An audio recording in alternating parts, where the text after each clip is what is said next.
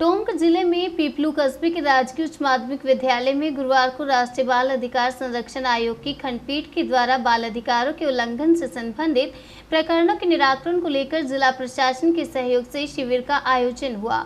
शिविर में राष्ट्रीय बाल अधिकार संरक्षण आयोग के सदस्य डॉक्टर दिव्या गुप्ता ने पहुंचकर प्रकरणों की सुनवाई की। हालांकि शिविर का प्रचार प्रसार नहीं होने, सरकार अमले की आधी अधूरी तैयारियों, लोकल स्तर पर हल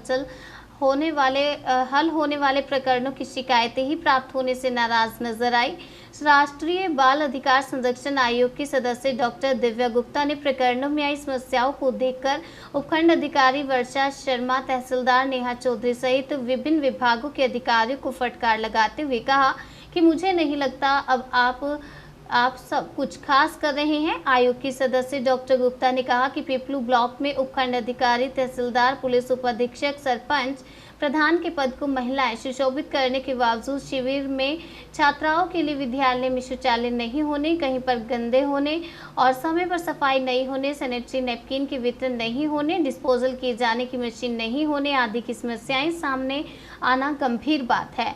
प्रकरणों को देखकर मुझे वैसा नहीं लगा जिससे यहाँ की छात्राएं, बच्चे कंफर्टेबल फील करें। गिरदावर ने कहा, ये मेरा काम नहीं। शिविर में पासरोटिया मदरसे के 4 बच्चों के जाति मूल प्रमाण पत्र नहीं बनने की समस्या को लेकर प्रकरण लाया गया। आयोग सदस्य डॉक्टर दिव्या गुप्ता ने तहसीलदार पीपलू नेहा चौधरी को कहा कि तहसीलदार ने गिरदावर को मदरसे का विजिट कर प्रकरण निस्तारण के निर्देश दिए तो गिरदावर ने कहा, ये मेरा काम नहीं है। इस पर आयोग सदस्य बिफर पड़ी और गिरदावर के आगे हाथ जोड़कर कहा, आप जाइए। इस पर उपखंड अधिकारी वर्षा शर्मा आयोग सदस्य के समक्ष गिड़गिड़ाते हुए कहती नजर आई कि मैं खुद देख लूंगी। हालांकि आयोग सदस्य ने गिरदावर छीतरलाल चौधरी का नाम नोट करते हुए कार्यवाही करने की बात कही। इससे पहले आयोग सदस्य के पहुंचने तक भी तहसीलदार के वहां नहीं होने पर भी आयोग सदस्य ने एसडीएम को फटकार लगाकर कहा, मुझे अधिकार चाहिए, हाथों हाथ काम करवाना है। आयोग सदस्य बोले, शिविर का उद्देश्य नहीं हुआ हल। राष्ट्रीय बाल अधिकार संरक्षण आयोग के सदस्य डॉक्टर दिव्या गुप्ता ने कहा, प्रधानमंत्री के दिशा निर्देश के तहत नीति आयोग के तहत अब जिला मुख्यालय की बजाय ब्लॉक तक जाकर बाल संरक्षण से जुड़े प्रकरणों का निस्तारण किए जाने का उद्देश्य था।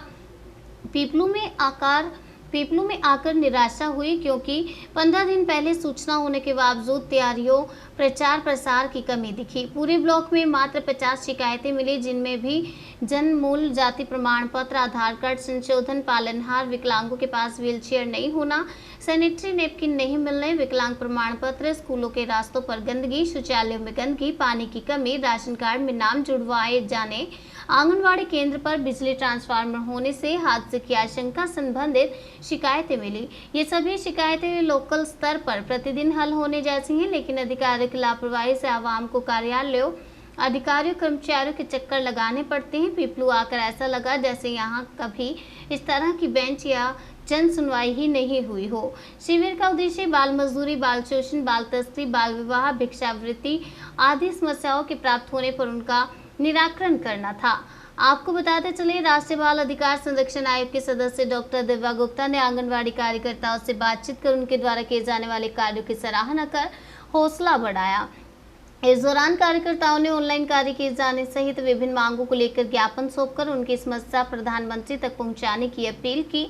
आयोग सदस्य ने स्काउट बच्चों, विद्यालयों के बच्चों से भी बातचीत की। इस दौरान शिविर में एक दिव्यांग को ट्राईसाइकिल दी गई। इस मौके पर सरपंच कविता सैनी, प्रधान रत्नी सत्यनारायण चंदेल सहित विभिन्न विभागों के अधिकारी कर्मचारी मौजूद रहे। शिविर को लेकर अधिकारियों, कर्मचारियों, सरकारी अमले द्वारा बरती गई लापरवाही को लेकर दिल्ली में जाकर संज्ञान लिया जाएगा। साथ ही पत्र लिखकर अधिकारियों, कर्मचारियों से जवाब तलब किया जाएगा। प्रशासनिक अमले में सोच दिशा क्रियान्वयन किए जाने की कमी नजर आई और कुछ आंगनवाड़ी से रिलेटेड है, कुछ स्कूल की समस्याओं से रिलेटेड है। तो कहीं ना कहीं शासन प्रशासन को एकजुट होकर, एक मत होकर काम करना पड़ेगा।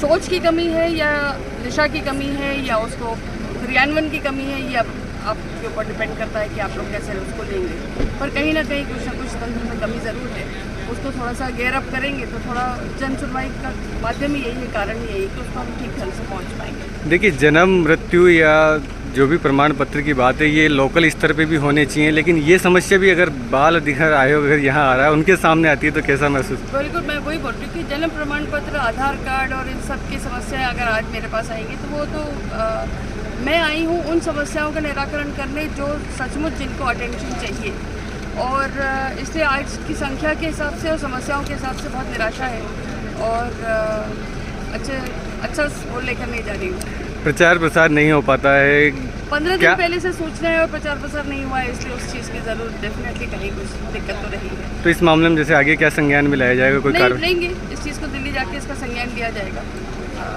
पत्र लिखकर उनसे जवाब मांगा जाएगा। Thank you.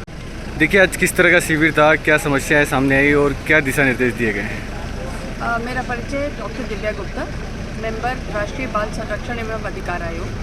माननीय प्रधानमंत्री जी का एक दिशा निर्देश है कि अब हम नीति आयोग ने जिन एस्पिरेशनल डिस्ट्रिक्ट्स को आइडेंटिफाई करा है उन डिस्ट्रिक्ट्स को नहीं, हम ब्लॉक्स तक जाएंगे और ब्लॉक्स तक हम बच्चों की जितनी संबंधित समस्याएं हैं उनका निराकरण और निवारण करेंगे। आज यहाँ आकर थोड़ी सी इस बात को लेकर मुझे निराशा हुई कि तैयारियों की कमी भी थी और समस्याएं मेरे पास कंप्लेंट सिर्फ 50 आई। इसका मतलब ये है कि यहाँ पे तैयारियाँ अपूर्ण रही। जो जितना मुझे सरकारी अमले जमले का जो सहयोग मिलना चाहिए था वो मुझे अभी शायद नहीं मिल पाया है। शायद कभी बेंच नहीं हुई, कभी इस तरह की जनसुनवाई